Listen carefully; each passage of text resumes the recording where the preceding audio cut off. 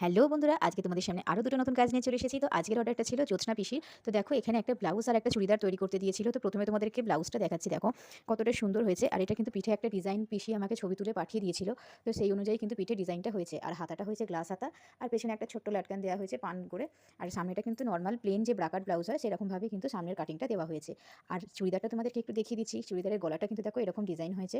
আর এটা হচ্ছে আমার সেমি পাতিয়ালা যে প্যান্টটা হয়, তো সেরকম হয়েছে। খুব বেশি পাতিয়ালার যে ঘের সেটা হয়নি, কেননা পিসি আমাকে বলেইছিল যে খুব বেশি ঘের দেওয়া করবে না, একদম নর্মাল যে সালোয়ার প্যান্টগুলো হয় সেরকমভাবেই প্যান্টটা রেডি করবে।